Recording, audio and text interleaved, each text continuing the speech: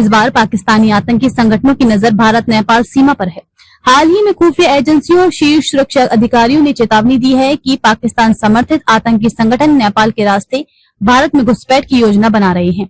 भारत के शीर्ष सुरक्षा अफसरों ने स्पष्ट किया है कि नेपाल में पिछले कुछ महीनों में स्लीपर सेल एक्टिव हुए हैं।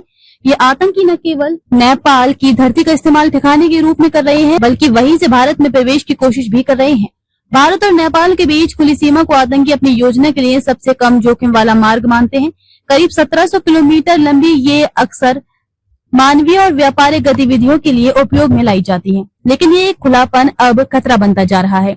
खुफिया सूत्रों के मुताबिक आईएसआई और पाकिस्तानी आतंकी नेटवर्क भारत में हमलों की साजिश को अंजाम देने के लिए नेपाल के एयरपोर्ट और शहरों का इस्तेमाल ट्रांजिट पॉइंट के रूप में कर रही हैं। आतंकियों को नकली पासपोर्ट, सस्ते मोबाइल कनेक्शन और सुरक्षित पनाहगाह नेपाल में आसानी से मिल जाते हैं। सुरक्षा एजेंसियों ने उत्तर प्रदेश, बिहार, उत्तराखंड और पश्चिम बंगाल के सीमावर्ती जिलों में अलर्ट जारी कर दिया है। एसएसबी, बीएसएफ और लोकल इंटेलिजेंस यूनिट्स को बॉर्डर पर संदिग्ध गतिविधियों पर कड़ी नजर रखने के निर्देश दिए गए हैं। ये पहली बार नहीं है जब नेपाल के रास्ते भारत में घुसपैठ की बात सामने आई हो। 2008 मुंबई हमलों से लेकर कई बड़े आतंकी हमलों में ये बात सामने आ चुकी है कि आतंकियों ने नेपाल को एंट्री गेट की तरह इस्तेमाल किया था।